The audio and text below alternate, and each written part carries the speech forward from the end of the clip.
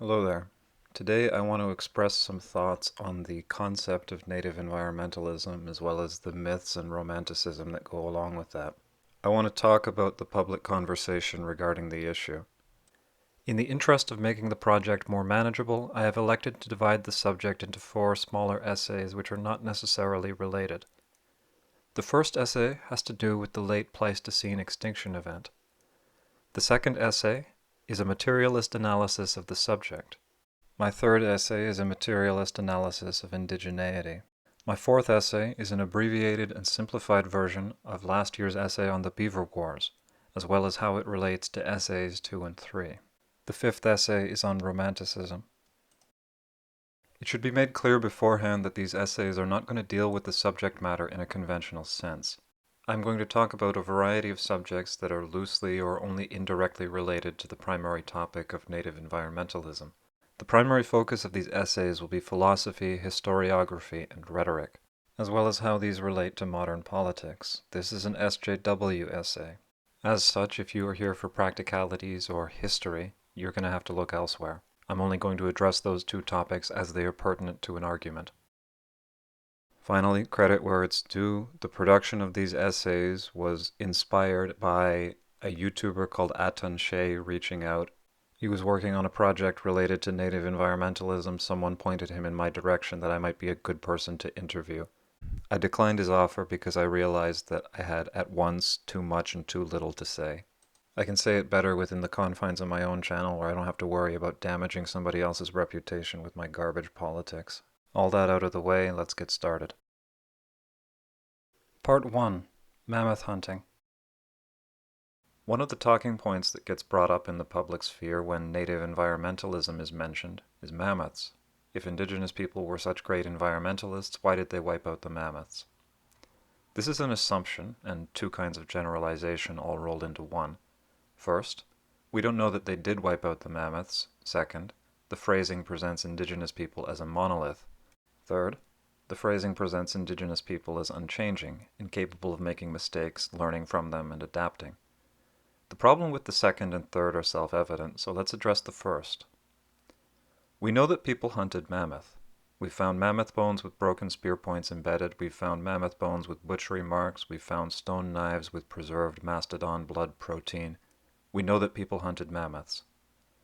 Does it necessarily follow, then, that because the species was hunted, and is now extinct, that therefore the primary reason for the extinction had to be overhunting? This assumption is one that we come by honestly. Most, if not all of the extinctions in recent history were either from overhunting, environmental disruption, or invasive species, all human-generated stressors. It is only logical that we would think the same about the past. It is nevertheless an assumption, not a fact, not science. It is important to remember that the world was very different back then. 15,000 years ago, most of Canada was under several kilometers of ice. Our modern frameworks don't necessarily hold. So let's examine the question in a more complete fashion to see what we know and don't know about megafaunal extinctions. From the top, do we know for a fact that mammoths were hunted? Yes, we do. We have the aforementioned evidence. Mammoths were hunted, that is inarguable. There is another set of questions which also needs answering for us to have addressed this in a truly scientific manner, but which we do not have the evidence to answer. Do we know how frequently mammoths were hunted? What was the natural mammoth population of any given region before human exploitation? What was the human population of a given region during the extinction event? How many mammoths per year would this human population have required? Would the demands of the human population have exceeded the carrying capacity of the mammoth population? We do not have sufficient evidence to answer these questions. Let's think about the logistics of hunting a mammoth. We will use elephants as a comparison in places as information about their anatomy is more readily available. Elephants weigh about 10 tons. Their skin is an inch over most of the body. A mammoth would also have additional protection in the form of fur. Elephants are also a species that responds to danger with aggression. They know that they are the biggest, strongest thing in the environment and are more likely to respond violently than most herbivores. Let's examine the weapons available to the Ice Age hunter. The best thing in his arsenal is going to be a heavy Clovis spear. Clovis points have a groove which allows them to be slotted deeply into a wooden handle, allowing for larger blades without them being too weak to function, the handle reinforcing the brittle stone. They are still just a flint spear. Flint is very brittle. It is an easy material to damage, particularly at the point. Mammoth skin, as we mentioned, is very thick. The point I'm driving at is that it's going to be very difficult to hurt a mammoth with the available tools. There are some groups of modern-day bush people who hunt elephants with steel spears. These hunts can last as long as a week, and only 1 in 6 are successful. They are not considered reliable enough to serve as a primary food source. Hunting mammoths is going to be a lot of work. Nevertheless, we know it was done. Let's examine the rewards of a successful hunt. A mammoth would weigh a little over 10 tons. To simplify the calculation, we will round down to 10 tons and assume the hair doesn't account for any significant weight. The efficiency rate for a modern butcher is about 60%. That is, if a live animal weighs 1,000 pounds, the butcher will get about 600 pounds of meat. This is pretty good. Hunters, butchering their own game in the backyard, typically have a lower efficiency rate, only 40 to 50% in general. For our Ice Age hunter, let's assume there are going to be some penalties for having only stone tools, and due to the sheer size of the mammoth making things difficult, I can imagine a mammoth being a nightmare to skin. Let's be uncharitable and say only 20% efficiency. This is still 2 tons of meat. That's a big reward, probably well worth the effort. How much meat is that in practical terms? A human typically needs about 2 pounds of meat per day if that's all he's eating. So that is 2,000 man-days of meat. We divide that amongst a village, let's say 30 people. That is enough meat to feed 30 people for 2 months. Or if we double the village size, it would feed 60 people for a month. In one illustration I saw online, a group of about 50 people were hunting a mammoth. Now if we extrapolate using the standard method of the adult male population is about 1/4 of the total population, we get a total village population of about 200 people, meaning that this mammoth will feed them all for about 10 days. Or to put it another way, this group of people in this illustration, if they're relying primarily on mammoth meat, they have to catch a mammoth every 10 days. That seems like a lot of work. It seems to me that, assuming it was technically possible, it would be a full-time job hunting mammoths. For the aforementioned African hunters, it took about 60 days for an elephant, on average, when one adds the failures to the equation. This would be a very unreliable subsistence model. There is another question we need to answer to address the risk/reward analysis. Did our hunters have some means of food preservation during the warmer months? I've seen nothing to suggest that besides the fact that making jerky is not complicated. This puts us in an interesting quandary. If the meat can be preserved, then mammoth hunting makes a lot more sense. But, on the other hand, people wouldn't need to hunt very many, only 6 to 12 a year for a normal village. If, on the other hand, the meat cannot be preserved, then it will go bad in a week or less, in which case the mammoth seems to me like a lot more effort than it's worth. A village hunting a mammoth a week, or 50 a year, seems to me like a lot of existential pressure on those mammoths, but it also seems like an infeasible amount of work. You can pick your own answers to this equation so far. Let's just move on. I don't have the knowledge to estimate the carrying capacity of the mammoth population within a given region or the demands of the human population for that region. Nevertheless, if we are going to go by emotions and vibes, then it seems to my ignorance that it would, within the speculation we've done thus far, be theoretically possible for Stone Age humans to extirpate the mammoths if they tried hard enough. But let's add another angle to that conversation. During the late Pleistocene extinction event, it wasn't just the mammoths that went extinct. There were about 36 other megafaunal species that went extinct at about the same time in North America. We have evidence that these species were also hunted. Does this mean that they were also wiped out by overhunting? If we apply this angle, the overhunting hypothesis makes a lot less sense. The carrying capacity for a region goes up dramatically the more species the human population make use of. In other words, if humans are only hunting mammoths or only stag moose, they could theoretically present a viable threat to the survival of either species. If, however, humans hunt both, in let's say equal caloric measure, the threat to each is reduced by half, and more for every other species that is used as a food source in the region. My opinion on this topic is that the overhunting hypothesis is only viable if one limits its application to 1 or 2 species. I think mammoths and mastodons are reasonably likely, but it is not viable to apply it to the entire extinction event. That's too many species and not enough people, bringing us into the territory of Vine Deloria's parody. This brings us into another issue, however. If we, for instance, attribute only the extinction of a few species during the extinction event to overhunting, what about all the others? In that case, we have to attribute it to changing environments as a result of deglaciation, global warming. So if we've got a bunch of species dying out from climate change and a handful of species dying out from overhunting, how do we tell which is which? Additionally, we return to the second problem with the pop conception mentioned at the beginning. Different groups of people behave in different ways and rely on different food sources. If, for instance, we prove for a fact that the people of what is now Ontario did indeed wipe out the mammoths, that does not mean that the people of the now Yukon did the same, and vice versa. Additionally, what are the implications of the Paleo-Indians wiping out the mammoths on the conversation surrounding native environmentalism? There are no implications. This was 13,000 years ago. How many cultures do you know of that are very similar to the way they were 13,000 years ago, that have never learned, developed, or changed in any way over the span of 13,000 years? This is a racist argument.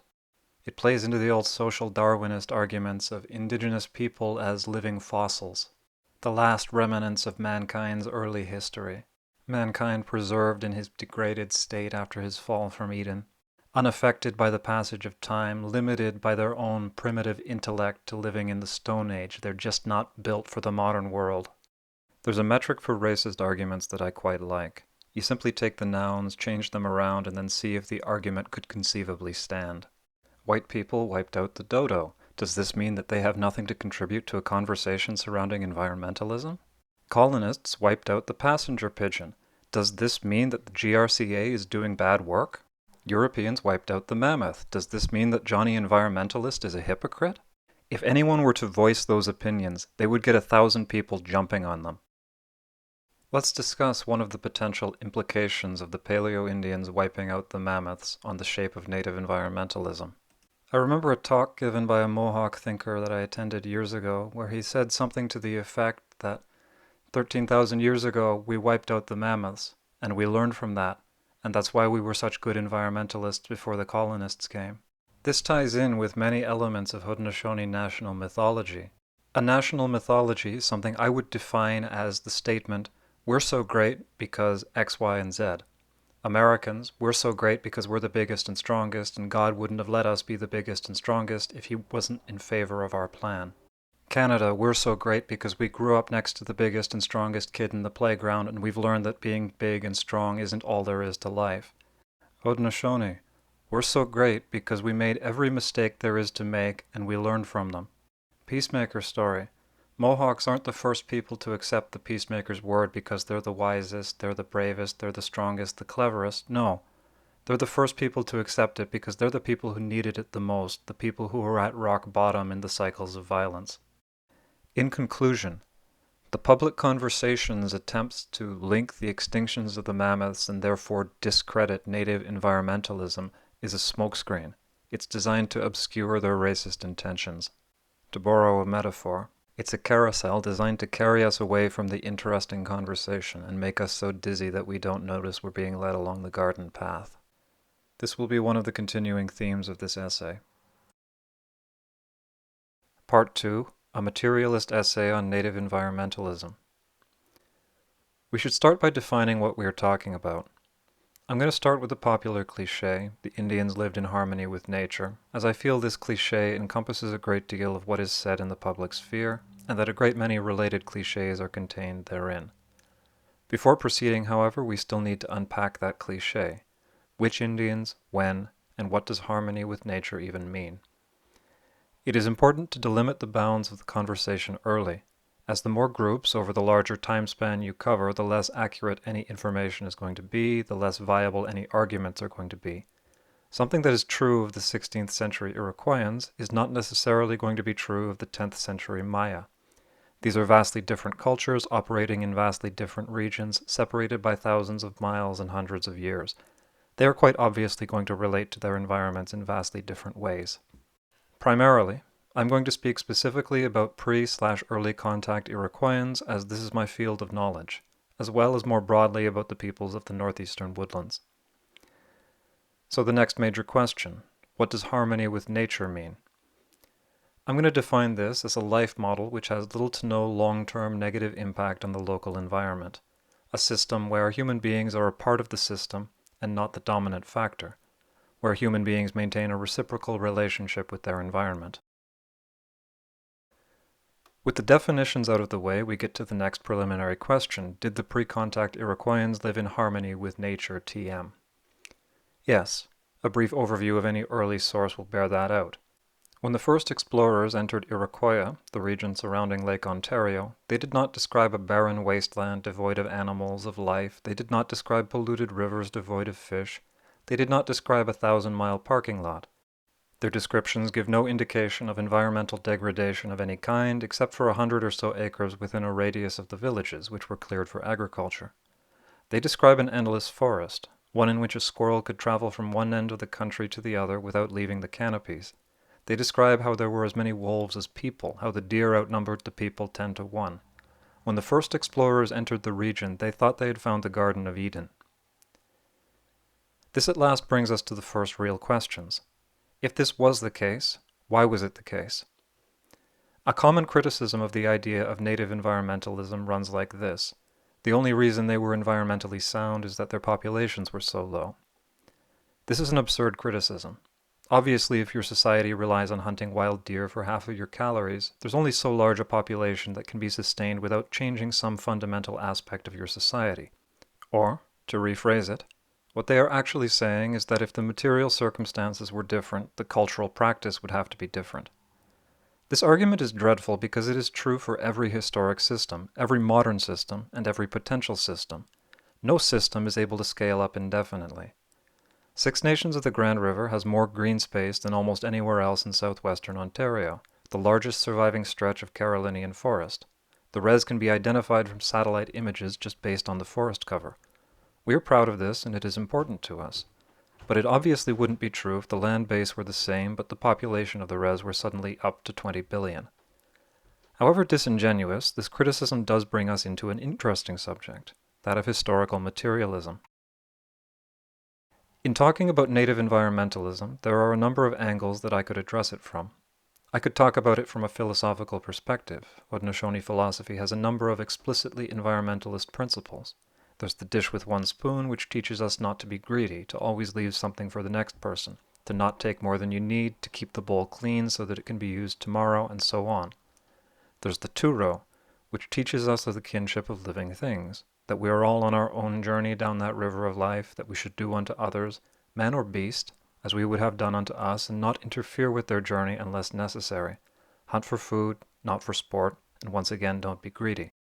There is the 7 generations philosophy, which teaches us that in every decision we should consider not only our own well-being, but the well-being of those 7 generations to come. It teaches us to work for something greater than ourselves, to believe in a brighter future, to plant oak trees whose shade we will never know. There is the Great Law, which teaches us to think of those not yet born, and that in thinking for future generations we may have to endure deprivations and hardship, that our skin must be 7-fold thick so that we can endure and preserve what is good for those yet to come. Environmentalism is built into Haudenosaunee philosophy at its very core. There are a great many philosophical angles that one could talk about when thinking through Iroquoian environmentalism. I could at this point talk about various elements of environmental practice, both historic and modern, grounded and speculative, logical and philosophical. But philosophy and rational practice are only a part of the picture.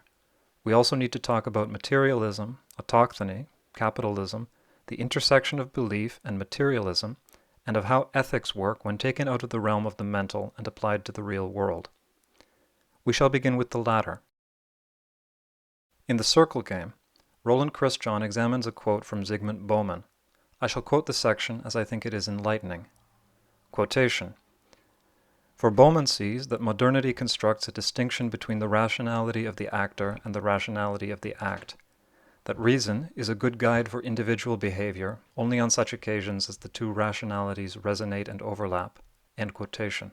Roland Christian, The Circle Game, Shadows and Substance in the Indian Residential School Experience in Canada. Quotation. The coincidence of the two rationalities, of the actor and the action, does not depend on the actor. It depends on the setting of the action, which in turn depends on stakes and resources, none of them controlled by the actor. Stakes and resources are manipulated by those who really control the situation, who are able to make some choices too costly to be frequently selected by those whom they rule. End quotation. Zygmunt Bauman, Modernity and the Holocaust. In a previous essay, I presented the metaphor which I referred to as the raft of the Medusa model. In this hypothetical, we imagine a ship is scuttled somewhere in the Atlantic, the 200 passengers and crew are cast adrift on a makeshift life raft. 2 months later, they are picked up, but now there are only 12 people remaining, because somewhere along the line people started eating each other. To what should we attribute the cannibalism of the raft of the Medusa? Was it simply due to the personal failings of the crew? Was it a religious flaw, a feature of Christianity, a French cultural failing? Was greed to blame? Or was it simply that they had run out of food and nobody wanted to starve? The setting of the action erased the potential for the sailors to behave according to their own personal morals. It removed their choice. The one it offered in return was moral compromise or death. It should therefore surprise us little that the survivors chose the former. The rationality of the actor was subsumed by the rationality of the action. Morals subsumed by material conditions. The stakes were too high and the resources too scarce for a free choice informed by culture, belief, and intellect. Or, as Aristotle put it, quotation, in some cases, however, the action, though not commended, is pardoned, viz., when a man acts wrongly because the alternative is too much for human nature and nobody could endure it, end quotation. It is trite to bring up Aristotle, but Aristotle is interesting to me because he was at once a man of insight at the same time as being a complete drooling moron. There is a selection from Aristotle where he talks about the lesser morality of women, slaves, and the poor, stating that their subservient position is justified by their lesser capacity for moral behavior. This is baffling to me because he also attributes their lesser capacity for moral behavior to their marginalized status. Thus, Aristotle's argument is circular and nonsensical. It is, however, interesting because in spite of his idiocy and blind prejudice, he has seemingly by accident presented an example of something profound. Ancient Greece was highly hierarchical. The women and slaves in ancient Greece did not have the freedom of the wealthy male citizen. This lack of freedom, Aristotle observed, limited their potential to behave morally in an absolute sense, that virtue is something that must be practiced and cultivated, and that the marginalized do not have the same opportunity to cultivate as the privileged class. To paraphrase, he states something to the effect that wealth is necessary for magnificence, thus the poor cannot be magnificent. In essence, he argues for the primacy of nurture over nature, then goes against what he just argued and declares the primacy of nature over nurture, a blathering idiot who occasionally says something insightful by mistake. To exemplify what he's talking about, we can make the moral statement that it is good to freely provide food for the weary traveler. The ability for one to freely take this action, however, is determined by the surplus available to the actor. A rich man with a larder full of bread and meat can give freely, as it costs him very little. He has plenty to spare, and his generosity will not cause him any disadvantage. A poor man, on the other hand, faces a different equation. If he has what his family needs with no available surplus, then if he gives bread and meat, his children will go hungry. In this situation, one could argue that it would be a moral failure for the poor man to provide food to the weary traveler. Thus, the poor man does not have the same capacity for moral behavior as the rich man. Our behavior is contingent upon our material conditions and freedoms. An intelligent philosopher would have stressed that this greater capacity for moral behavior must therefore also come with greater obligations. A rich man who is miserly or callous is behaving in an immoral fashion, while the poor man is simply amoral. He might also have noted the corrupting influences of wealth and wealth acquisition, but oh well. I suppose it would be naive to expect internal consistency from a 2 millennia dead aristocratic conservative. Returning, we can alternatively sum up the extreme form of his argument with a line from the video game BioShock where a character states, "A man chooses, a slave obeys." We imagine a hypothetical situation where a man asks his friend to commit a crime. The friend, being a free man, is able to weigh the pros and cons against his own personal morals and can freely choose to either uphold or violate his morals based on how strongly he holds them. In this situation, the inner engines may well be the primary determinant of behavior. We compare. A slaver orders his slave to commit a crime. The slave does not have the same freedom to weigh the situation. His choice is simple: violate his ethics or risk violence and death at the hands of his oppressor. His own personal ethics do not factor into the situation because he lacks the freedom to make that choice. The moral option is likely too costly to be selected. Thus, it is solely the external engines in the form of the slaver's shovel handle that determine behavior in this situation. In this situation, the slaver's actions are immoral, while the slave's actions are simply amoral. We return this to the question of environmentalism. There are a great many elements of Haudenosaunee philosophy that have bearing on the subject of environmentalism. There are numerous elements of historical practice that one can relate to environmentalism, but these are only half of the picture. To understand the scenario in anything approaching a complete sense, one has to examine the material conditions of the time to see what incentives and pressures were at play and how these interacted with the philosophy, how the philosophy was enabled by the material conditions of the time. In short, one must come to grips with the coincidence, the resonance, and the overlap of the two rationalities in the time period before modernity, or rather, the monism of pre-modern rationality compared to Bowman's dualistic modern rationality. As well, one must examine how that resonance of rationalities was changed by the imposition of early modernity and capital. Capitalism is a frustrating topic to discuss because everybody seems to have their own personal definition of the word, with some pedants using such restrictive characteristics that they argue that technically capitalism has never existed. In the interest of clarity, I'm going to present my own definition here so that everybody knows what I'm saying without ambiguity. I think it is useful to my arguments to define it as broadly as possible. Thus, a system wherein all things, goods, resources, labor, time, and space can be converted into an abstract universal. You may disagree with the validity of this definition. It is nevertheless the one we are going to use here. This was not the situation in pre-contact Iroquois. There was, of course, trade, but it functioned on a barter or gift economy rather than a capitalistic one. That is to say, the value of items was personal and therefore not universalizable. There is unfortunately an inevitable objection that needs to be addressed before we move on. People often point to wampum beads as a universal abstraction. This is inaccurate, except for a period of 20 years in the mid-1600s. They were high-value functional items, not a universal abstraction. The trade value of a bead varied based on the color, the distribution of color, the size, the quality of the craftsmanship, what was being traded against them, and whether the individual in question actually wanted beads. They were trade goods, like everything else. What separated them from pottery or corn was not conceptual but physical, the relative labor value to volume ratio. Thus, while a shilling was always worth 1 shilling, a bead was not always worth 1 bead. Thus it was not universalizable and cannot serve as an abstraction. To argue otherwise is to argue that all things, corn, string, and olive oil, are actually technically alternative forms of money, which is not what I would consider a useful definition. Proceeding. Pre-contact Iroquois was socialistic in nature, a system which I am once again going to define in the broadest possible terms as a system where the workers control the means of production. Again, you may disagree with this definition. It's the one we're going to use here. This was true of the period. Farmland was held in common by a village. Thus all villagers have control of the means of production for corn, beans, squash, and string. The forests were held in common by a village. Thus all villagers have control of the means of production for meat, leather, berries, and wood. The technologies of the day were such that they could be produced by just about anyone using tools and materials that could be produced by just about anyone. I want a new bow. To produce this, I need an axe, some wood, a knife, and an abrasive rock. The axe and knife are going to be owned already. They are basic necessary tools. If not, they can be produced from common resources with a bit of effort.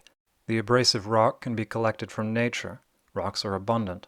The wood will take some effort to fell, split, and cure, but hardwood trees were abundant. The workers' access to the means of production for a bow was unrestricted. Most other elements of material culture followed the same pattern. The only restrictions on the means of production were a few region-specific resources like quahog, Osage wood, obsidian, and sealskin. Engels and his ilk have described the Haudenosaunee economy as primitive communism. This term has a lot of baggage, particularly when tied into the progressivist view of history and the social Darwinism that were ubiquitous at the time. But broadly, it can be understood to mean incidental communism, that is, practical communism that is informal, not codified. Communism is another frustrating term that needs its own definition. Again, casting the net broadly, I'm going to go with a socialist society where resources are distributed in line with the mantra from each according to his ability to each according to his needs. This is an adequate description of the Haudenosaunee system. The early explorers describe how food and clothing were given freely to those in need, even those outside the community. I've read accounts of several lost explorers who had their necks saved by indigenous generosity. Other writers describe how everyone contributed to the community well-being in whatever way they could based on skills, health, and preferences. You're old and blind? Well, you can keep the fire going.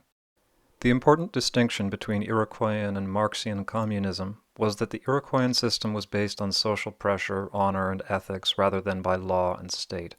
But let us return to the subject at hand. In a non-capitalistic system, one which lacks a universal abstraction, there are material limits on consumption. There is a maximum of any given resource that is useful, beyond which point any additional consumption is wasted resources and thus wasted labor, wasted time, wasted life. We take meat as an example. Through smoking and drying, meat can be preserved to last about 10 months to a year. Thus, there is no reason to acquire more meat than you can eat in a year, as anything beyond that point is just going to spoil before you can get to it. Wasted time, wasted effort. We take a second example of beaver skins. These are very useful furs, warm and water repellent. They were mainly used for mitten backings and hats as they're not particularly durable. Within this framework, there are a limited number of beaver skins that are useful to you. A single beaver skin is capable of providing a hat and mittens. You do not necessarily need more unless you have some specific project in mind, or you aim to provide mittens for the whole family. Thus, there are a limited number of beavers that it is viable to hunt. This will vary based on the size of your community and the diversity of your foodways, but there is a limit. We compare. In a system which all things can be converted into a universal abstraction, there are no limits on useful consumption. If all things can be abstracted, then any thing can be abstracted into any other thing, and thus all things are at once all other things.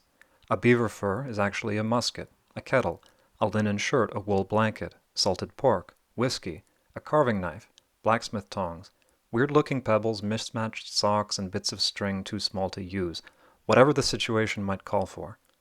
Thus, within a capitalistic system, there is no amount of beaver that it is unuseful to hunt. Within a socialistic world, there are also limits on your ability to trade. Let's imagine that you decide to hunt extra beavers so that you can sell them at a profit to the neighboring village. Why should they buy your beaver furs if they also control their own means of production? They are presumably working to meet their own demands, thus your potential market in the neighboring village is limited in the same way as your home village. We apply this to any trade good. A man takes a canoe full of corn to his neighbors. Why would they buy his corn if they are already growing their own? There is also the question of profit modes. Is it cheaper for me to buy an axe from you, or to just make one myself? If I don't feel like making my own, why should I buy from you rather than just asking my cousin to make me one? Unless the goods are unusual in some way or there's some emergency need, the trader is often going to be operating at a loss. To my thinking, this brings into question the whole meaning of trade within such a system, bringing to mind the notion of a gift economy where exchange is intended primarily to strengthen ties rather than to accumulate profit. But that brings us into speculative territory, so let's not go there. Regardless of how you interpret it, we should be able to agree that in a system with ubiquitous means of production, the economy is going to function completely differently from how we understand it today. Another change that needs to be discussed is the effect of globalism on a system. As established, within a closed system, there is going to be a limited demand for any given good or resource, which is determined by the availability of local resources. This is not true of a global system. We once again take the example of beaver furs. Let's say that you have a village of 1,000 people. Everyone in this village wants a hat and mitts with beaver fur trim.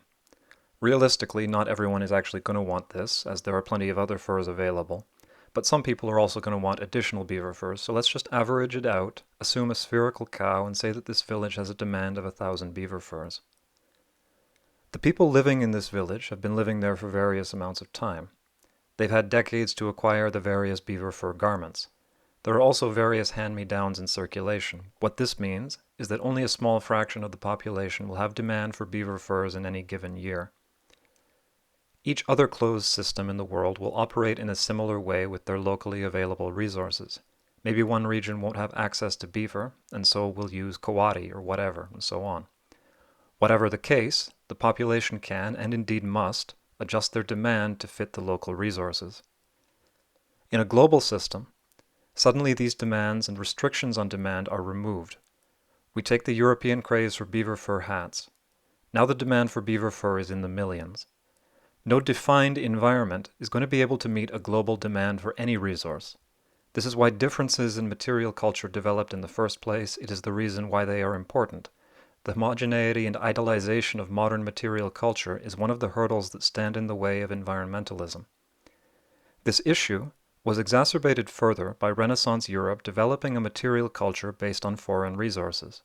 When First Nations people make a beaver fur hat, they utilize a style that is designed around the material, making use of the whole fur, leather, guard hairs, the lot.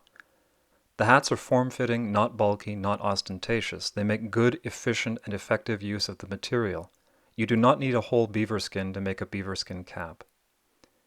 European hats were not designed around beaver skin. They were designed around wool, and then beaver skin was forced into this role when it was found to be superior. One primary difference between wool and beaver skin is abundance. A single sheep produces a massive volume of wool, while a beaver, in comparison, produces only a small amount of hair. European beaver hats were extremely inefficient to produce. One beaver hat took between 4 and 5 beaver skins to produce, depending on the size of the beavers. There were 2 reasons for this inefficiency. One was that they were made from felt, and thus only used the under hair of the beaver fur. The skin and guard hair were removed and discarded. The other reason was the bulky, ostentatious style of the hats, which were derived from the original local availability of wool. Thus, where the indigenous fashion might require 1 beaver skin per person, the European fashion required 4 per person. Not only was the demand higher due to population, but the per capita demand was higher. Thus, with the introduction of the fur trade, the potential for far greater environmental devastation was baked into the system at its core. We should by now be able to see that one's potential behaviors are substantially conditioned by the state of the world one inhabits, but I feel another rhetorical tactic is necessary to dispel any lingering doubts about the validity of my thesis. Plastic pollution is the least controversial element of the modern-day environmental crisis. Idiots disagree with the science on climate change. Very few people will argue with a straight face that a mountain of plastic garbage in your backyard is a good thing, actually. The problems with plastic are threefold. It has limited capacity to be recycled, it degrades very slowly, and it releases toxins as it degrades. These are uncontroversial statements. Hick farmers aren't out there burying plastic waste in their fields to improve the soil. Further, the evils of plastic waste have been uncontroversial for 50 years. Anyone who has seen a field of garbage in their lifetime knows in their hearts that this is wrong. And yet, every single one of us, you and I, dear viewer, are actively engaged in financially supporting those people responsible for bringing more plastic into the world. You and I are going out of our way to pay people more to produce more plastic. Why is this? Are we just hypocrites? Are you a hypocrite? Or is it that it is nearly impossible to avoid supporting these companies? That plastic is ubiquitous in the modern world. Not buying plastic means not buying groceries.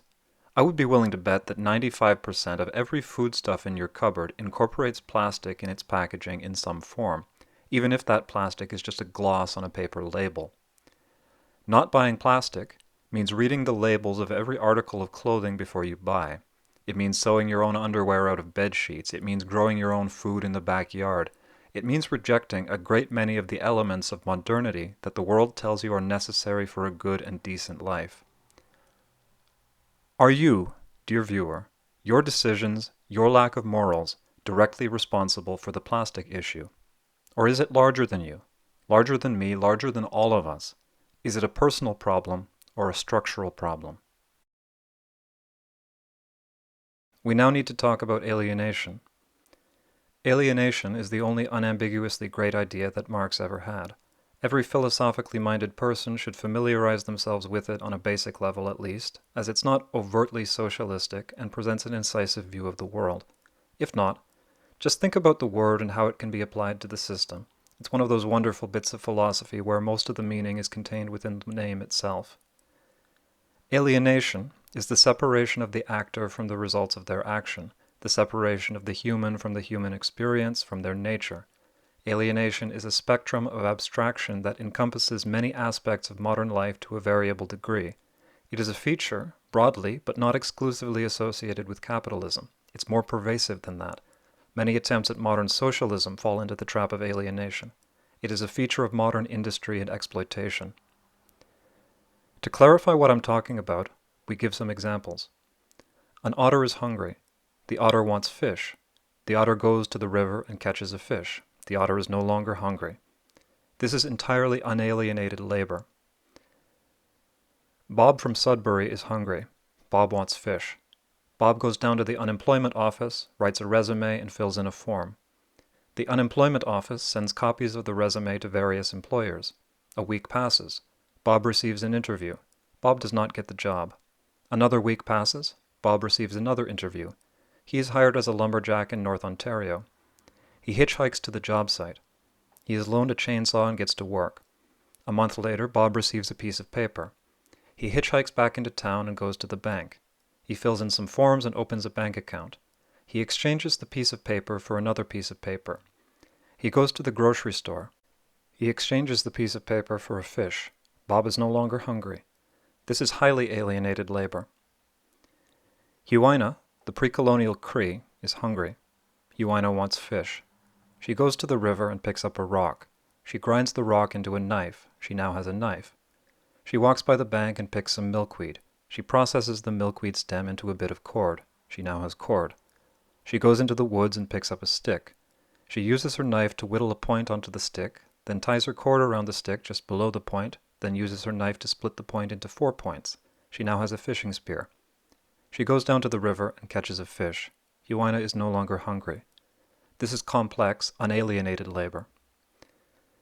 Note how in Bob's story, no stage is directly related to each other or to Bob as a person. The particular path by which Bob acquires fish is arbitrary. Going to the unemployment office is entirely unrelated from fish. They are only connected by abstraction. Bob's resume also doesn't necessarily have anything to do with Bob as a person. It's considered standard practice to lie and exaggerate on a resume. Bob acquiring the job is not only unrelated to fish, but is contingent on forces entirely outside Bob's influence. Studies have shown that a significant factor in resumes receiving callbacks is trivial factors such as whether or not the employer likes the applicant's name. Bob's journey to North Ontario is unrelated to fish and again out of Bob's control. Whether he arrives at the job on time is entirely reliant on the kindness of strangers. The act of felling trees is again unrelated to fish. Bob is also utilizing alienated tools. He does not get to keep the chainsaw when his job is over. He does not get to keep any lumber that he cuts. At the end of the month, Bob receives a paycheck, but this is unrelated to the act of felling trees. Bob could have done any number of drastically different actions and received a very similar paycheck.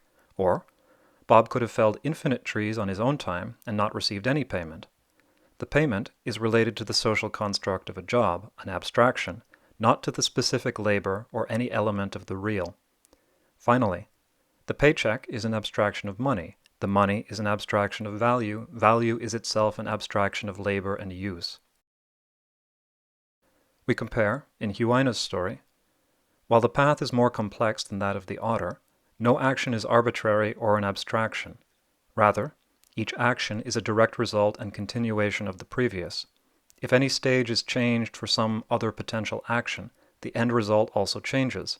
If, for instance, she had not made a knife, it would not have been possible for her to make a spear. If she had not made a spear, but instead a loop snare, she would not have succeeded in acquiring fish, but might instead have succeeded in acquiring rabbit. Additionally, She receives the direct material result of her labor in ways beyond just fish. Assuming that she didn't break them, her adventure has rewarded her with a new knife and a fishing spear, which she gets to keep going forward, making the future acquisition of fish that much easier until the spear eventually wears out and needs to be fixed or replaced. This is a brief example of alienation in some of its forms. It should be noted that alienation is not limited to these forms, but infects all areas of life. It is the divorcing of tangible relationships into abstraction. I want to examine some words, not because I think it's necessary, but simply because I find it interesting. Several words are used in English to describe First Nations people. The most common is native. This is not a useful word to analyze. It comes from the Latin word nativity, which means birth. Useless. Everyone is born. What a redundant thing to say. Idiot. The next most common is indigenous. This comes from the Latin word endogenous, which means produced from within, like the natural insulin that a body produces compared to the exogenous insulin that a diabetic takes. This is an interesting word to analyze. Produced within what? Within a country? A territory is the most obvious answer that presents itself. I am a product of Canada. But a country is itself a social construct, an abstraction of the land and politics. The borders of a country can change. Does that somehow impart a change on the material aspect, on the soil? Is there a difference between a Canadian pebble or a filthy, godless Yank pebble 2 inches apart on the country border? It also asks other questions. I am from Six Nations, but I was not produced within its borders. I was born in Ottawa. Most people from Six Nations were not born within its modern borders. They were born in Brantford. That is within the historic borders. It was illegally appropriated, but still. Or maybe produced refers not to the biological entity, but to the adult person. Someone produced within is someone who grew up in the context of, and so on. Very interesting to me. A word that is used less often is aboriginal. This word again comes from the Latin, this time meaning from the beginning, conjuring to mind the frequent adage, we've always been here. 15,000 years ago, southwestern Ontario was under 2 kilometers of ice. There were no plants, no animals, just ice. 14,000 years ago, there were people here. We came in at the same time as the plants and the animals. We were not some interlopers infiltrating an existing environment. We were with this ecosystem from its birth, and we grew up together. There's another word for indigenous which is not commonly used, autochthonous. You only tend to find this word used in niche academic circles or by pretentious eggheads like me, who use it to demonstrate our intellectual superiority. This is in and of itself a fallacious practice, as in using the word, analyzing the word, we add it to the vocabulary of the formerly uneducated, and thus relinquish any claim to superiority. Rather Hegelian. But let me not get sidetracked, this essay is irritating enough. Autochthonous comes from a Greek word which means from the same soil. This is an interesting word to compare against indigenous, as this word specifies the real rather than the conceptual. The soil doesn't change if the borders change.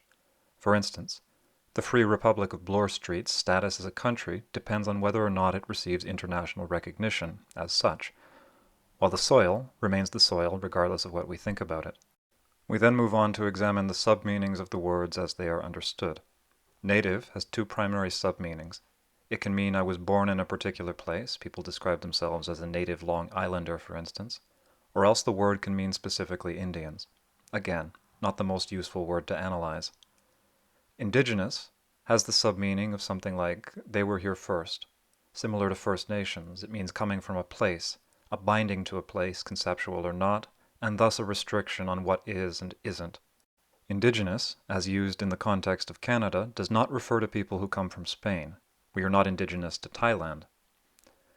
Aboriginal has several sub-meanings, original being one, again similar to First Nations but without the national implications. Most of its sub-meanings are similar to those of indigenous but with slightly more negative connotations. Autochthonous, as a word that is outside the standard English, has less baggage attached to it in the form of sub-meanings and connotations. It has the primary sub-meaning of something like rootedness, which is an interesting concept in and of itself. Indigenous people are tied to an area of land. We are rooted to a specific community, a specific region, often to a specific plot. My family has lived on a specific piece of land in Six Nations since the Yanks forced us out of the original homeland 244 years ago. I know where at least one line of my descendants are going to live until the end of all things. I am tied to a few acres of land in a little community in Ontario. This is likely the only land I will ever own. Given the state of the housing market, it is likely the only land my descendants will ever own. If that is true, I want this land to be as beautiful as possible. I want them to inherit something better than I did, for there to be fruit trees for the table, a woodlot for the deer, a pond for fish, rich soil for a garden, and oak trees for shade. You don't plant oak trees for yourself, you plant them for your grandchildren, as the old saying goes. Many people cannot plant trees for their children. They don't own their land, or else if they do, it will be sold to pay for retirement. The children will start over, but with a harder task as the prices of land rises, until eventually the task becomes impossible. Many people can't plant trees for their grandchildren because they don't know where their grandchildren will live and die. Those alienated from their context cannot plan for the seventh generation in any meaningful way. For the alienated, even a single generation is as likely to be on the other side of the country than in the house they grew up in. The capitalistic system motivates people based on economics, not roots. Where a person lives is no longer determined by the community they belong to, but rather by job opportunity and housing prices. When the bottom went out of the fishing industry due to overexploitation and globalization, the maritime fishermen went to Alberta. From Stan Rogers. In the taverns of Edmonton, fishermen shout, haul it away, haul it away. They left 300 years buried out by the bay, where the whales make free in the harbor. Capitalism, globalism, industrialism, modernity itself represents alienation at its fundamental level, the erosion of roots, the transforming of people into interchangeable cogs in a universal abstraction machine. Subcommandant Marcos described the global economy as the Fourth World War. He was prescient.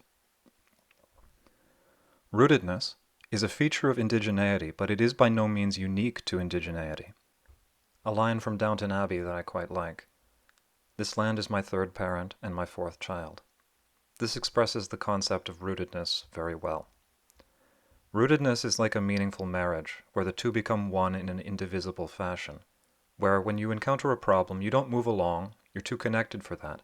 Your nerves and blood vessels are entangled now. Where any problem, however severe, is one to be understood and fixed, or at least tolerated, because however much the issue may bother you, even if you wanted to separate, life without the other would simply not be possible or even conceivable. As Indigenous people, we are rooted by the very facts of our very existence, intimately connected with the context from which we have grown. We are of this soil. We've withstood 4 centuries of people trying to uproot us. Those of us that remain are those with deep enough roots to weather the storm. This rootedness is a part of our identity, whether we like it or not. It is not what we are as individuals, but who we are as beings. It's in the words. Black and white are defined by their skin. The indigenous are defined by all our relations. This presents questions for identity. When we move abroad, does our status as indigenous change as we pull up roots? Does it change as we change our context, our relationships? This is a fundamentally different framework from other identities. A white fellow is a white fellow wherever he lives. A black man is black whether he speaks Swahili or Finnish. Mohawk people exist in 7 communities and nowhere else. How many Mohawks are there in Germany? Can you be a Mohawk if you choose to build your life in Germany? Can you be a Mohawk if you build your life in Calgary? How many generations will that identity persist? Can you be indigenous if you have no connection to the soil beneath your feet? Can nationality change? A very real question that First Nations communities wrestle with is whether the urban indigenous count as real or not in any sense beyond skin color. Can you still be an Indian if your connection to your land is second-hand, third-hand, non-existent? The general consensus is that you can live in the city, but you need close family on the res. You need to stay in touch with them, show up at the family get-togethers, still be involved in the community in some way. Know where your land is and how you relate to it, even if you aren't personally living there. You don't personally need a personal connection to the soil, but you do need a personal connection to some person who has that personal connection, and so on. You must still be rooted in some way, some distant but still tangible tendril that still connects you to your soil. You can be partially alienated, but never completely. At least, this is how many people understand it. In an unalienated system of rooted people, we are directly connected to the consequences of our actions by the context of our existence. This, in turn, encourages and discourages certain behaviors. We take the example of seal furriers. Before this, however, we need some oversimplified background on the Inuit. They made their homeland in what many people would consider a barren wasteland of rock and ice. In Inuit territory, there are few natural resources. Even simple resources like wood are in limited availability. The growing season is short, the soil is poor, you can't farm up there. There is little in the way of cover for hunting, it gets bloody cold. There's not much wood to burn. 4 months of the year are spent in perpetual darkness. It's a hard place to live. But there's one natural resource that is abundant: seals. Inuit culture is built around seal hunting at its core. Seals provide all the stuff of life: food, clothing, shelter, fuel. They are crucial to traditional Inuit society. They remain crucial into the modern world. Inuit territory is isolated from much of Canada. There is little to nothing in the way of road and rail connections to the provinces. Most supplies, as well as the fuel that people use for electricity, have to be flown in by bush plane. This makes basic commodities far more expensive due to transportation costs. Vegetables can be 3 or 4 times more expensive than in Ontario, for instance. There are also not enough jobs to go around. The unemployment rate for Inuit people is high. Lack of jobs is the primary reason for this. Capitalism does not work in Nunavut. Because the communities are small, there is little capacity for local businesses. Many communities can only support a single multi-purpose store, which in turn drives business away from local craftsmen, as they can't compete with the prices of mass-produced Chinese and American goods even after the shipping markup. The only major industries in the territory are mining and oil, but these are often located far from the communities, requiring their workers to live in the mining camps full-time. They offer little job security, as mines can run dry after only a couple of years, and thus they mainly employ migrant workers from the provinces. They are also owned by provincials and Americans, and are in frequent conflict with locals due to the tendency of industry to pollute and disrupt ecosystems, threatening the livelihoods of subsistence hunters. The largest mining company is presently engaged in suing the local Inuit for hundreds of millions of dollars because they had the audacity to object to the mining proposals. About half of all jobs in Nunavut thus come from the government, which does not have enough positions to go around, and which again frequently go to provincials, as it's a lot easier for a provincial to get the fancy degrees that those positions require. Only 40-some% of government employees in Nunavut are Inuit. This is in a territory where 85% of the population is Inuit. Thus, seal hunting remains important to modern Inuit culture. 9/10 of working-age men are involved in hunting and fishing. Seal meat remains a significant part of modern Inuit diet. For some people, it is the only source of protein or of fresh food in general. Seal furs provide necessary supplemental income for many people. Without seal hunting, the Inuit could never have existed in the Arctic in the first place. Without seal hunting, they cannot continue to exist in the Arctic. Eventually, they would be forced by circumstance to leave, and the Inuit would cease to exist as a group. The Inuit, being tied to their land, ties them to the seals, placing on them an existential pressure to behave in a sustainable fashion and preserve the seal population. Without the seals, the Inuit cannot exist. If the seals are extirpated, the Inuit are too. These are the reasons why the Inuit are allowed to hunt restricted animals. Not only is it necessary for their continued existence, but if they get greedy and overdo it, they're the ones that nature will punish. In the words of Oren Lyons, nature's good and beautiful, but there is no mercy in nature. We now take the polar opposite example of a hypothetical major furrier company originating in New York.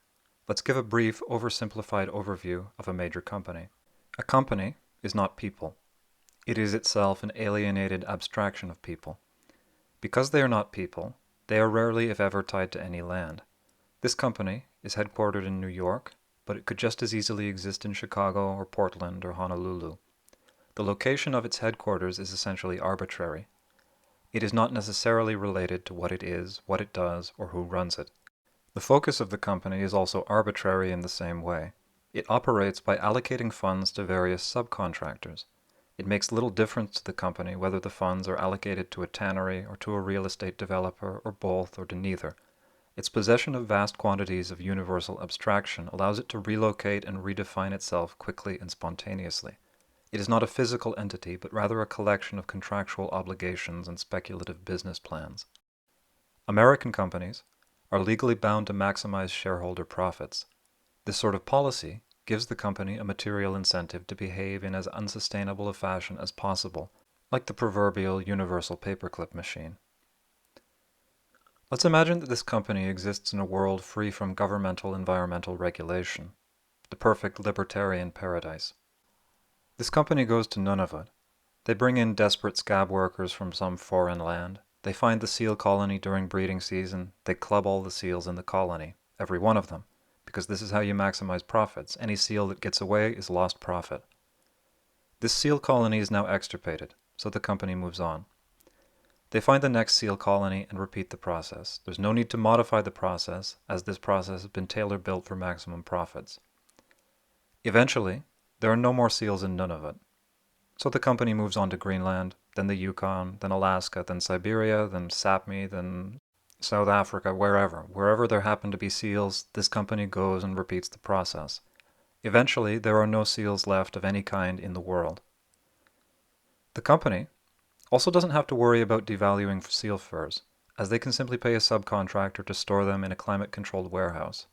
This allows them absolute control over the market. They can release them at whatever rate is most economically viable. But eventually that warehouse will run dry. So what is the company to do now that there are no seals left? Well, now the company simply shifts to beaver. Beaver hunting is a bit different from seal hunting, but that's the subcontractor's job to figure out, not the company's. And when they're done with the beavers, they once again shift to something else and so on until there are no animals that bear valuable furs left anywhere in the world. Maximum shareholder value. But eventually, those warehouses of furs will be empty. So what is the company to do now that no furs are left? Well, now they simply go into real estate development, or mining, or just playing the stock market. There's nothing that says they have to stay a furrier company. The material incentives for the major company are diametrically opposed to environmentalism. Thus, political incentives must be constructed to prevent the paperclip machine from drowning the world in paperclips. To talk about Six Nations, we do not observe the same restrictions on hunting and fishing as the Canadian. The Dish with One Spoon Treaty protects our right to regulate our own people according to our own ways without interference from the Crown.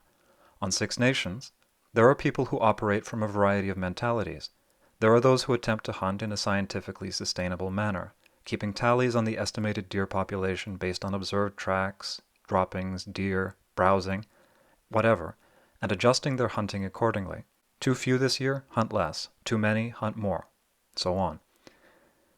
There are also those who attempt sustainability from a moral angle. If the deer notices me, he gets to get away. That way only the unobservant deer get eaten and the deer population is gradually improved. There are also people who only hunt with the traditional bow and arrow to make things extra difficult for themselves.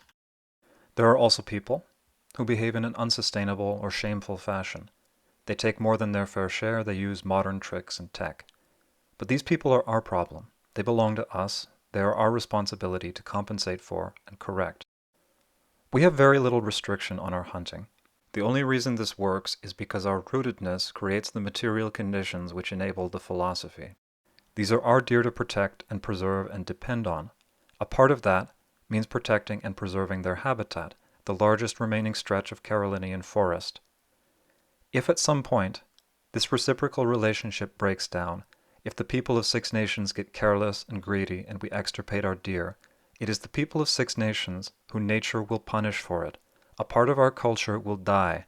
One of our ties to the old ways will die. Our diets and health will suffer. We thus have a strong physical incentive to learn and observe and adjust and behave in an accordant manner with this last little piece of the world we are still rooted in. Were we neither rooted nor regulated, if alienation and the universal abstraction were dominant, I firmly believe there would be no deer left, philosophy or no. Part 3. The Beaver Wars.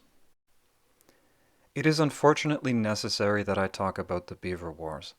I have talked about this in a previous essay. I will attempt to cover the same ground here in brief. Nevertheless, this is a substantial topic that will inevitably involve more words than anyone would like. An hour of talk was what it took me previously to inadequately cover the topic in a simplified manner, This abbreviation is going to be simplified further still and will ultimately end up not being that brief.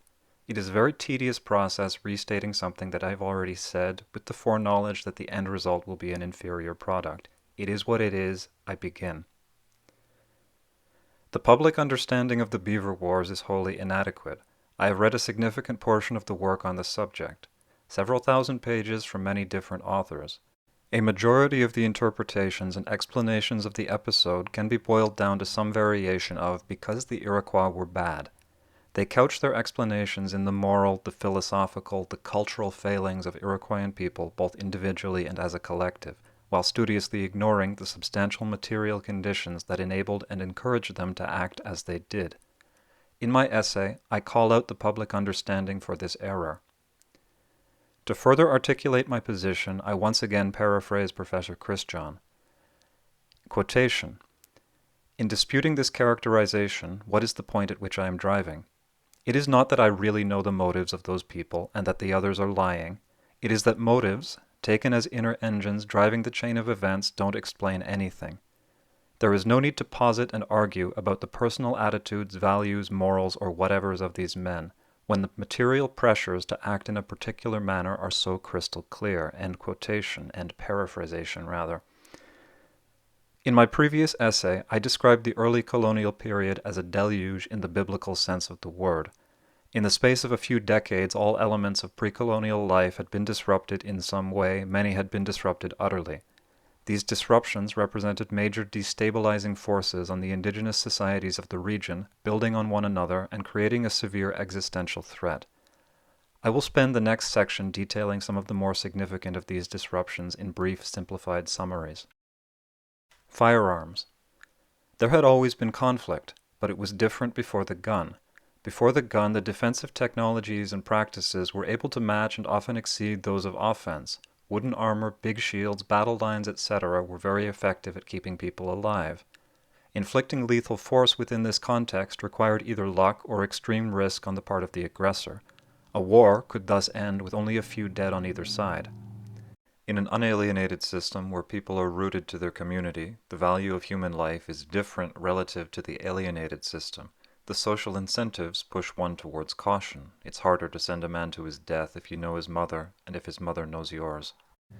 The gun made war more lethal and effective. It did this through several means. 1. By negating technologies like armor and shields and practices like battle lines, and thus rendering all warfare more lethal, musket or no. 2. By inflicting wounds far in excess of what could be achieved previously. Battlefield statistics of the colonial era can be found. A musket ball was about 5 times more lethal than an arrow. An arrow cuts a hole, a bullet smashes. Bullet wounds usually led to amputation or death. 3. By altering the psychology of warfare. Not only does a musket operate via chemistry magic rather than simple, comprehensible physical principles, thus inflicting psychological harm on an unsuspecting opponent, but for the wielder it makes war feel safer at the same time as it makes it more lethal. Our ancient lizard brain evaluates danger based on distance, and it is psychologically easier to load and fire at a distant enemy than it is to walk up to a line of people who are brandishing 3-foot-long straight razors. Because of all this, a nation that found itself without muskets while facing an army that did would be in a critically disadvantageous position. Disease. The deadly triad of smallpox, typhus, and bubonic plague hit many communities at various times. First-wave epidemics generally took between 1 and 2/3 of a given population. Among the Huron people, there was on average 1 epidemic of some major disease every 4 years for 80 years. Additional diseases struck at various times. For instance, tuberculosis would come in times of famine when immune systems were compromised, in a separate triad of smallpox leading to famine, leading to consumption. A kicking while you're down. Demographic shifts. An epidemic is not going to affect all demographics in equal proportion. The elderly are going to suffer the highest rates of mortality. The elderly are those who have knowledge, experience, history. To lose a significant proportion of the elderly in the span of a few weeks would represent a major loss to the cultural knowledge, the oral history, and thus the culture itself. It would also destabilize the public voice. Old and young are meant to operate in a dualistic function, 2 sides of the same coin, stabilizing and reinforcing each other's weaknesses. The young have fire and strength, but are clumsy and prone to acting rashly, while the old have wisdom and experience, but are tired and prone to conservatism. It would also represent a destabilizing factor within the political structure. Many leaders would be older people. To lose the majority of your political body within the span of a few weeks would cripple most governments and lead to anarchy. The fur trade. Capitalism altered relationships with land, trades, and communities in ways that I have already mentioned in Part 2. It also combined with the sudden loss of population and disrupted material culture, creating a dependency on the fur trade. If there are no potters left, then there is nowhere besides the fur trade left to acquire cookware. It would also disrupt existing culture. In Haudenosaunee society, men and women are supposed to have equal voices. This was in large part due to the equal value in the labor force. Men hunt, women farm. Women make clothes, men make beads to decorate the clothes. The fur trade would have disrupted primarily female-dominated industries and reallocated the labor of things like cookpots into the realm of hunters, thus reducing the importance of women in the labor force and diminishing their political voice. Similarly, it would also increase the labor value and thus political relevance of the more militant within a society, as the warrior goes from somebody who produces primarily misery to somebody who produces a universal abstraction. This would also tie into the diminishing of female voices. Women tend to be more strongly opposed to wars, as they're the ones who have to live with the consequences of their husbands not coming home, whereas men don't always think that far ahead. Religion. There had always been religious disagreement, but in a world without explicit, concrete codification of doctrine, there is nothing that is not up for debate and reinterpretation. In a world without an aggressively monotheistic religion, there are no topics that can't be compromised. Religious disagreement between indigenous religions did not necessarily represent social rupture, whereas disagreement between Christian and traditionalist necessarily did. Drink. Alcohol exacerbated all of these factors. It should be unsurprising that someone who lives through a series of major epidemics, who has witnessed the deaths of most of those in his social circles in the short span of time, would self-medicate. It should further be unsurprising that someone self-medicating in the face of frequent and ongoing trauma might become addicted. This addiction would aggravate all other factors. Drink makes it hard to work, meaning there will be less food, weakened immune systems, worse disease outbreaks, more cause to drink. Drink is expensive, using up tradable resources, squandering those precious beaver furs on something useless and quickly consumed. Drink makes people stupid and bellicose, exacerbating political discussion, religious disagreements. Drink makes people violent. Geopolitics. Any system will eventually settle into an equilibrium. In the case of the pre-colonial northeastern woodlands, every group was either powerful enough or had enough close allies to make an all-out invasion too costly to be attempted given the low population densities and egalitarian political structures. War thus took the form of petty personal affairs or ritualized shows of force to remind everyone that you are still too hardcore to be worth attacking. The European colonies were a disruptive force by their very presence, a new potential ally or enemy, one which had powerful new weapons. All parties were keen to establish relations with the traders. Some felt the pressure to cripple their rivals before they could arm themselves with new weapons. Some were keen to manipulate the Europeans into war with their rivals. The Europeans had their own agendas and did something similar in their turn, establishing relations as it served their particular colonial interests, making war on their neighbors, and manipulating the indigenous communities into war against their enemies. We can imagine a Cold War suddenly turning hot. Slavery. I believe that the threat of plantation slavery, particularly the threat of being shipped off to the Caribbean sugar plantations, was a major pressure, as this was the fate that awaited those who lost a war with the colonists. The enslavement of indigenous people is a chapter of history that has been so thoroughly overshadowed by the enslavement of Africans that most people seem unaware of it. In the early colonial period, the majority of slaves in the colonial plantations were Native American. The 13 colonies are estimated to have enslaved about 200,000 people, though the exact number is not known. A quarter of those were shipped off to the Caribbean islands because that made it impossible for them to run away and go home.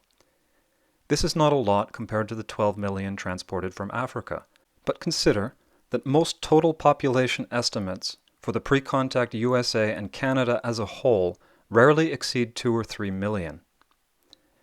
It is frustrating to me When people talk about Native American slavery, the conversation immediately jumps to enslavement by Native Americans. It's yet another distraction tactic. Look over there, and by the way, let me change the subject. Yes, Native people occasionally enslaved some white folks, but even when taken as a whole, they didn't enslave tens of thousands of white folks. They didn't enslave a demographically significant portion of the colonists. There is also the fact that slavery conducted by indigenous people was not analogous to colonial plantation slavery. It was usually different both formally and functionally. In the northeastern woodlands, I don't even think that a word like slavery is a useful way to describe it in the first place. I think prisoner of war is more accurate. In the northeastern woodlands, a captive would not be expected to live out the rest of his days in slavery. Most were ransomed or exchanged back to their communities. Those that weren't had the option of emancipating themselves by simply learning the language of their captors and defecting. Captives were also not sold between groups. Finally, if all else fails, there was the option to just run away and go home, something that was not an option for those transported to Jamaica. We know this. A number of European colonists experienced it. They wrote about it, made their fortunes selling memoirs. This isn't decolonial history, it's just history.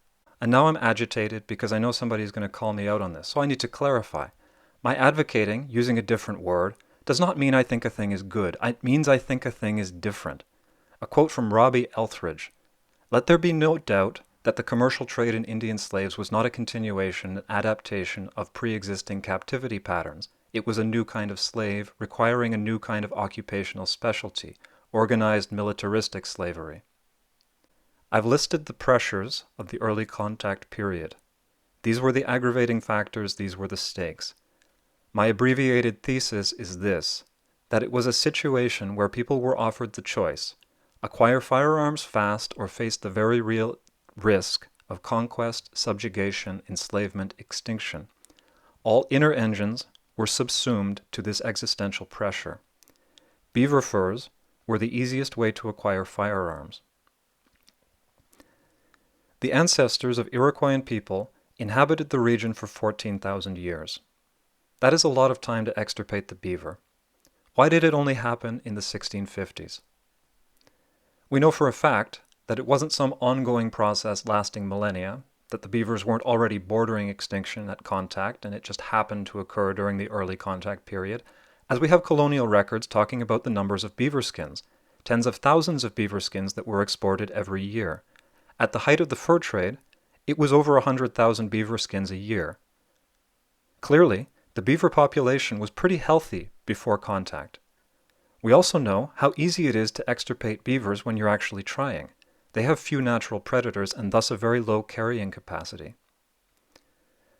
We know the dish with one spoon is an element of pre-colonial philosophy. So why did they extirpate the beaver if their philosophy tells them to do otherwise? Do you think that maybe, just maybe, existential pressures take precedence over belief? That our potential behaviors are influenced by our broader environment? That maybe the outer engines have something to do with our behavior? I return to my metaphor of the raft of the Medusa. Why did the castaways start eating each other? Should we speculate about inner engines, or should we maybe look for the external first? Part 4. Romanticism. If there is one thing I want to make clear to the audience, it is that history is politics. They are inseparable. There is no objective view of the past. It is necessarily conditioned by our ideology, by our worldview. The one necessarily informs the other. The writing of history is an inherently political act. People do not enter into history from an unbiased position. The very act of taking an interest, choosing to research one subject over another, demonstrates this. A man might choose to research swords.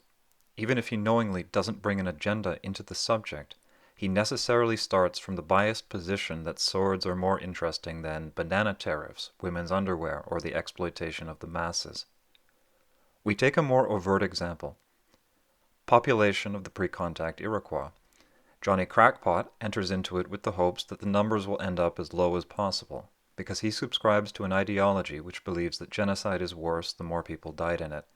He wants to preserve the glory of his national history, and so will pursue data points which support his desire, subjecting them to minimal scrutiny while harshly scrutinizing or outright rejecting those that are incompatible. The contrary example, Johnny Flake might go into it with the hopes that the numbers will end up as high as possible, because he subscribes to an ideology which believes that genocide is worse the more people died in it. He wants to challenge the glory of his national history, and so will pursue data points which support his desire, subjecting them to minimal scrutiny while harshly scrutinizing or outright rejecting those that are incompatible.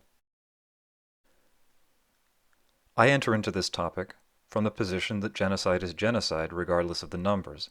85% loss of 10,000 isn't that different from an 85% loss of 100,000. I am thus not biased in the same way as the two straw men.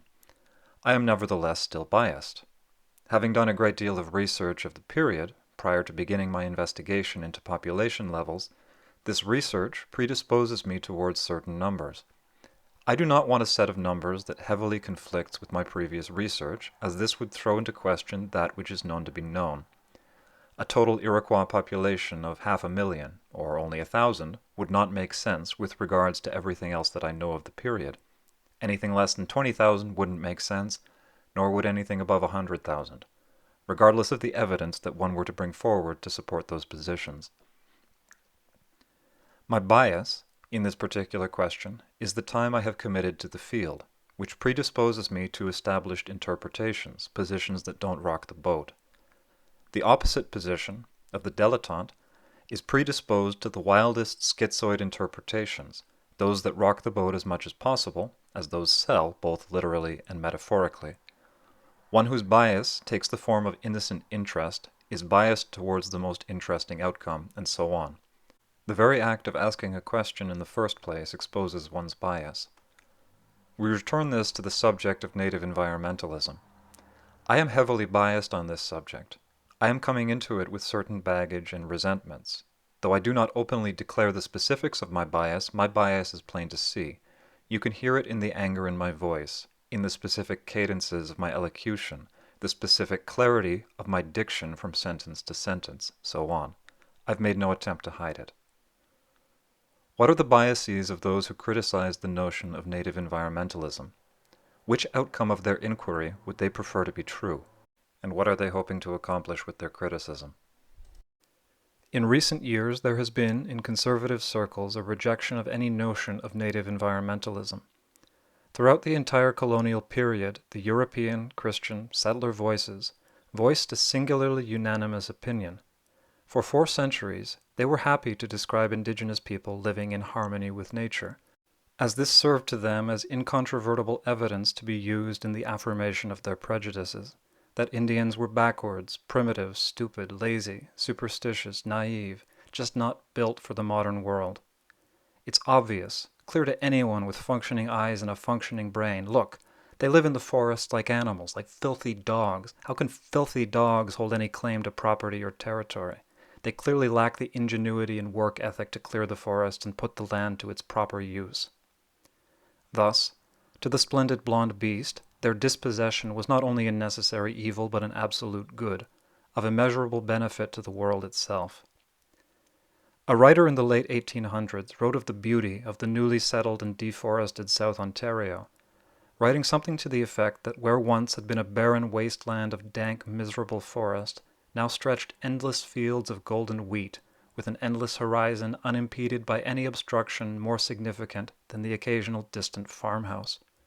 Clear visual evidence of the progress of civilization and the fruit of Canadian labor, ingenuity, and prosperity. It was only after the South Ontarian Dust Bowl when Canadians had learned the hard way the value and necessity of forests, and it was with the rise of basic environmentalism in the public conscience that the conservative voice suddenly took a hard turn and started pushing back against any notion of native environmentalism. Because if trees are good actually, and the Indians preserved the forest, that means the Indians were in the right and the Europeans were in the wrong, and that simply cannot be, not for the splendid blonde beast. To declare the validity of the subjugated, even in some small way, will not stand. Any good that can be seen in the other must be torn down and demeaned as a threat to the beast's supremacy. Their own history must be revised, even as they demonize the indigenous historian and accuse him of doing just that. The voices of their own ancestors must be selectively silenced, even as they preach about defending the voices of the past and accuse the indigenous historian of selective readings. It is a total war against the legitimacy of the other. Any alternative practice is a potential threat to the status quo. That good which can be safely recuperated is quickly appropriated and claimed as an original concept of the beast's own devising. That which cannot be recuperated must be repudiated, eviscerated, and neutered. It is often said that it is easier to imagine the end of the world than the end of capitalism. The beast and his agents are keenly interested that you continue to see it that way. The general understanding of native environmentalism comes in two forms. The first, the practical. We are the ones out there publicly protesting loggers, oil pipelines, miners, real estate developers. We make up a substantial proportion, sometimes the majority, of the boots on the ground marching ahead of the scientists and ecologists and money men. The second is with trite cliché, mythology and romanticism. The direct action is both used in further demonization while actively ongoing, but when over, is immediately downplayed and ignored in favor of trite cliché. People forget about the protests last year, that's ancient history, and so make out as though there is no real beyond the mythology. The mythology, too, is downplayed and ridiculed. No attempt is made to engage with the philosophy on a critical level. They don't talk about the dish with one spoon or 7 generations philosophies on their own terms. That stuff's just typical, mystic, Indian, airy-fairy, crunchy granola, woo-woo, flake trash. But instead, they talk about using every part of the buffalo and other ridiculous strawman arguments that they can publicly tear to shreds. So let's talk about the Indians used every part of the buffalo. The origin of this cliché was in use as a counterpoint to American buffalo hunters in the late 1800s. Buffalo were not only an abundant resource to be exploited as the railroads connected west to the east, but ecocide was considered one of the most useful tactics in the genocide of the West. No, that's not hyperbole, we have their writings. We know their motivations and intentions. They took great pains to preserve them for us. Either they were lying, both in their journals, memoirs, and personal letters, or it was genocide. Once again, the conservative likes to play fast and loose with their accusations of revisionist history.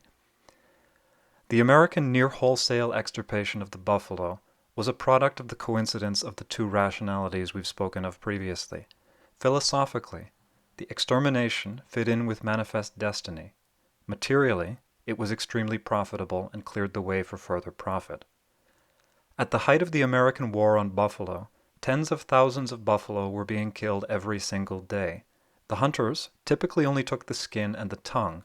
It wasn't economical to butcher them and use the meat. That would take time, labor, infrastructure. More profitable, just to quickly skin them and get back to blasting. Let the meat rot off and then you can come back and grind the bones to make your bread later. Capitalism is about making money quickly, not material efficiency.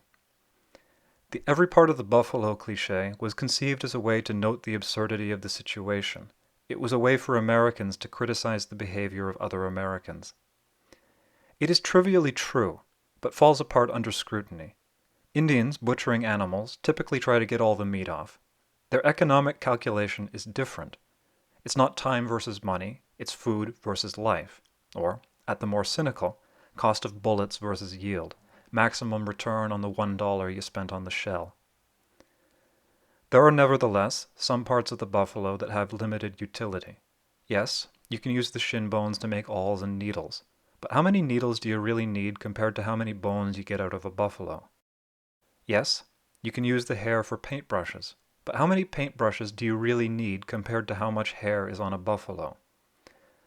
The reality of the cliché is that while there is technically a use for every part of the buffalo, sometimes that use is just as compost.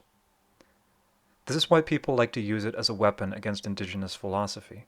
It is absurd and thus easy to ridicule, a convenient way to paint the philosophy of the other in a negative light.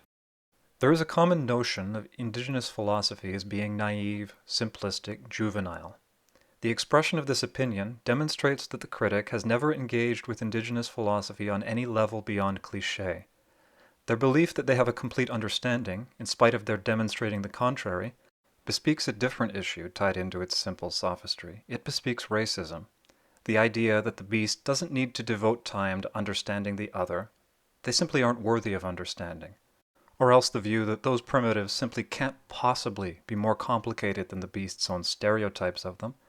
The idea that if a picture is worth 1,000 words, then seeing is knowing. And once you've seen one Indian, you've seen them all. Thus, the whole can be reduced to a single part, the fallacy of composition. There are no fish in my tap water. All beavers are fish, therefore beavers do not exist. The trouble is that nobody besides Indians attempts to understand on any level beyond the superficial. They don't recognize the sophistry for what it is, or if they do, they lack the specific knowledge and rhetorical skill to stand their ground. Thus, the only people able to call out the beast for his failings are those the beast is actively demonizing, those he can dismiss as biased witnesses, those he outnumbers and can bully into silence. Iroquoian mythology is not naive, it's deeply cynical. We find this in the creation story. When Muskrat succeeds in bringing soil from the bottom of the ocean, he does not do so through strength and prowess, but through perseverance.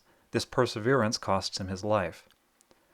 We learn from the creation story that building for the future generations is difficult and costly, but that we must bear that cost or there will be no future in the first place. We find it also in the peacemaker story, where a cycle of feuding and violence escalates. The four horsemen run rampant.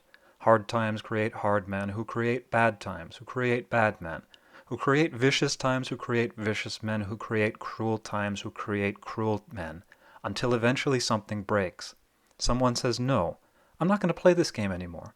Even if I suffer for it, I refuse to be a part of escalating this further." A peace at the point of sword is no peace at all. It isn't a story of love and rainbows and everyone holding hands singing Kumbaya. It's the story of the addict who hits rock bottom and realizes that the only place to go from here is recovery or extinction. Even the form of the story is cynical. The peacemaker doesn't succeed because of his great power and wisdom, because of the blinding virtue of his ideas. He fails with his own people. He's a stutterer. He's unable to communicate his ideas and is laughed out of his own village for his suggestions. In times of violence, peace seems insane. The first convert is an enemy, a Mohawk warlord driven mad by the loss of his family, someone who has already reached rock bottom and was looking for an alternative. He was ready to change before the peacemaker found him. He succeeds with the Mohawk, not because of their great wisdom and virtue, but because they were the ones at the bottom of the cycle of violence, the cruelest, most wretched people in the world, those who needed peace the most. The peacemaker's quest is slow and hard-going. It takes him most of his life to succeed with 5 nations. He leaves to spread it further, but without the support of his compatriots he does not succeed. He never succeeds in bringing his own people into the Confederacy. Revealing his success to not be his in isolation, he got by with a little help from his friends. How anyone can describe this as juvenile is sophistry bordering on mendacity. It's like saying that the ambition of recovering alcoholics is juvenile. It's that thrice-blasted methodological individualism again, the philosophy of the internal determinant. The confounded notion of the supremacy of nature over nurture, the idea that people can't change, that we're all just designed a specific way by God, circumstances have nothing to do with it. It's naive for people to try and improve themselves, to try and do better, apparently. Is that so? Or is it just that you want some justification for not trying to improve yourself?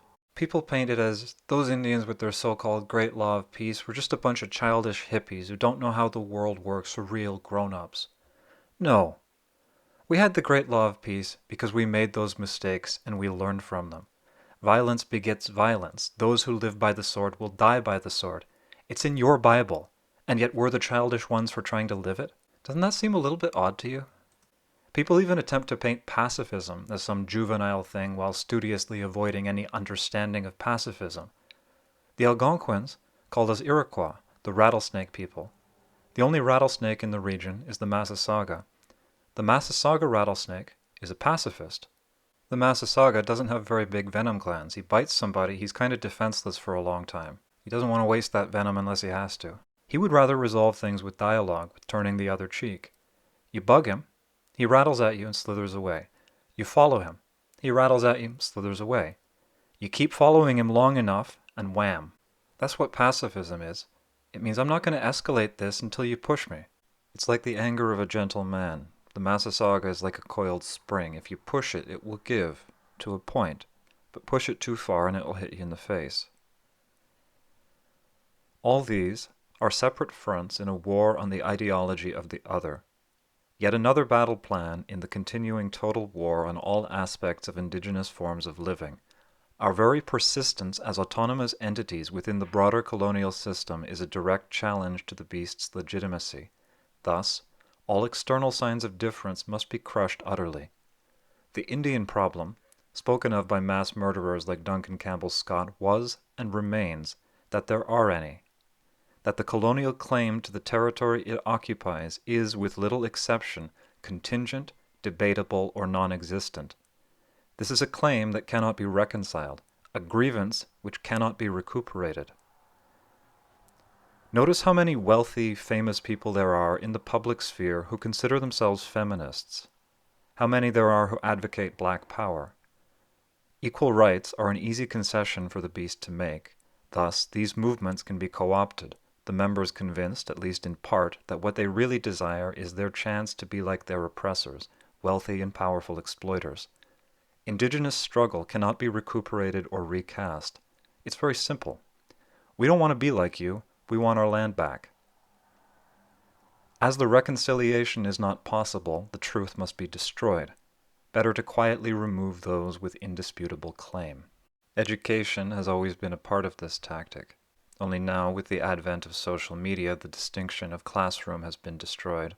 The residential schools closed down, but that was only because the beast no longer needed them. He had television. He no longer needed to abduct children to indoctrinate them. Now he could indoctrinate them in their own living room. With the advent of smartphones, there's no longer any separation whatsoever. People carry this indoctrination with them wherever they go, bedroom, work. There is no longer any refuge from the opinions and judgment of the beast. To paraphrase Roland Christian yet again, the education so delivered did not have as its goal the broadening of intellectual horizons, but rather the inculcation of the images the beast carries of itself and of the oppressed into the oppressed. All this so that the beast would be safe to lie to itself without fear of contradiction. The beast desires apathy, complacency. What is the function of the romantic notions, the myths of native environmentalism? There are several. Each are unacceptable to the beast. As we have been over, the Romanticism places value on indigenous ways of living. Legitimacy of philosophy gives legitimacy to a way of life, to a people, to the other. It presents a suggestion that maybe, just maybe, there is something we could learn from them. The second, it gives people positive, actionable advice for how to come to grips with the wasteland of the real. The environmental situation is terrifying and hopeless. We are doomed. This is the concrete, cold fact of the situation. When I was a kid, the ecologists were talking about how we had only 8 years left before global warming became irreversible. We passed that point a long time ago. The conversation then shifted to limiting global warming to a minimally harmful level. It has become clear that that is not going to happen either. There's nothing you can do about this. No solution you employ will remedy the situation. Even if everyone in Canada got on board with the issues and voted Green and supported their initiatives, even if the Greens were on the ball and did everything right, we would still be screwed. The problem of global warming is beyond you. It's a structural issue, a global issue. Any solution toward resolving global warming would require the wholehearted support and cooperation of the United States, the European Union, and China. The fate of the world depends on a laughingstock, the squabbling Holy Roman Empire, and an ethno-fascist pseudo-commie dictatorship.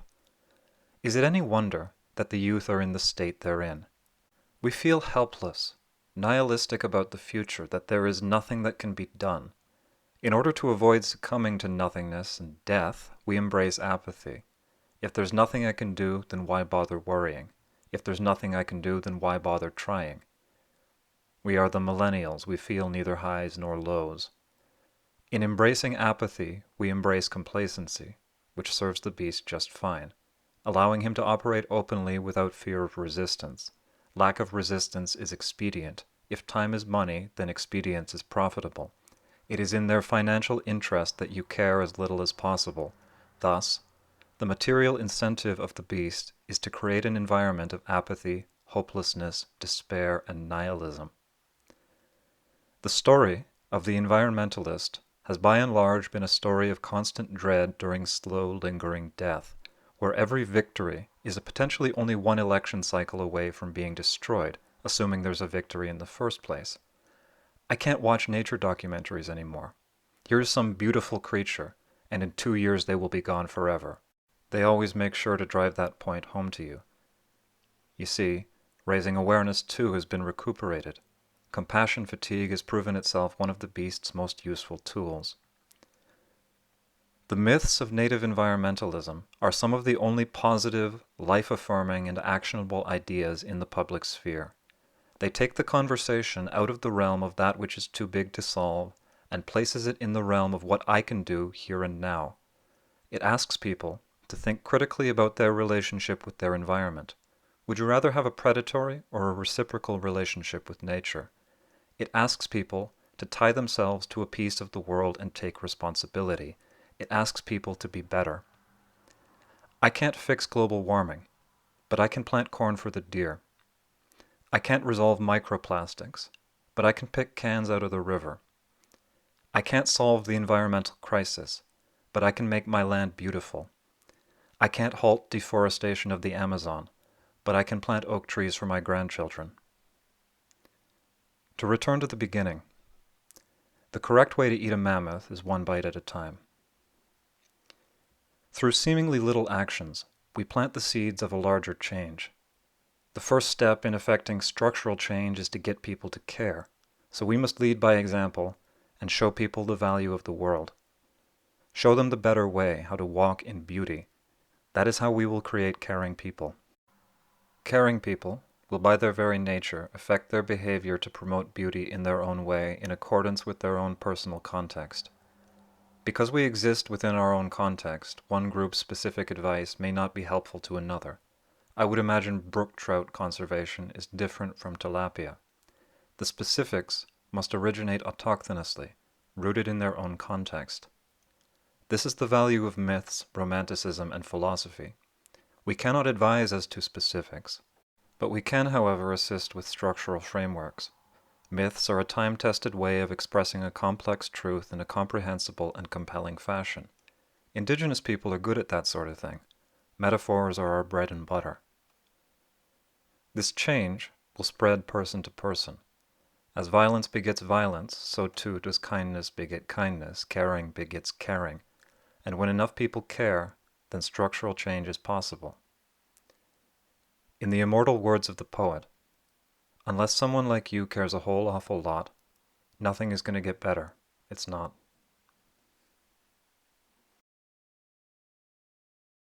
Thank you all for listening. I'd like to take a couple of minutes to thank by name those alienated individuals who fund the channel by donating some portion of universal abstraction. Your support won't affect long-term change, but it makes a difference on my quality of life and is appreciated. To Ancient Americas, Steve Jenkins, Aiden, Booch Gnarly and the Bathtub Boys, Dennis Creek, Bumlins, Daniel, Manny Arias, Susie Cernaker, Mello, Winchester 94, Alan Brambleshire, Jaso King, Sam Pullman, Andreas Sturbeck, Chrono, Nathaniel Annunziata, Rachel Ann, Rowan DeVitt, Astor, Michael, Coulter Vachon, Default Mouse, Vianne Zhu, William Colley, Evelyn Lemoy, Liam Fitzpatrick, Lucas Lyons, Mailman, Tom Rogers, Chris Matthews Jr., Aidan Linder, Dan Hellman, Cole Robert Berry, Charles Rosenbauer, Tom, Rowandill, Nat Chapman, Rocinante, Ian Pogue, Alina Boyden, Brandon Estevez, Eric Pine, John Broyles, Sam, Jake Outrage, Ugg Oogleby, Cyrus Bird, Joseph Reed Gaines, Matthew Barad, Wynne, Luca Kemp, Louis McQuarrie, Hirsuta, Jeff Lagenauer, Blackle Maury, Spencer Secord, Craig Simstrider, Brian Wakowitz, Hazmat, Max Bromberg, Miloš Lepak, R.B. Breeze, Robert Williams, Mitchum Tuel, Danzy, Clayton Reeves, Aaron Stewart, Framba Guelpas, Christian Pickup, Tyler Mock, Kahaya, Gabe, Will M., Bonk Bonk of Finwee, Everett Phillips, Electron Kaleidoscope, Colin Cravella, Carmsay, Carlo, Anton Giula, Andy, Andrew Korb, Drew Austin, Dozulu, Seamus Mountford, Michael Dillon Rogers, Capra, Cecil and Beneful the Doggo, Tom McCarthy, Benna, Ashley Stump, Ben Hong, Joel Meador, MKDRYM,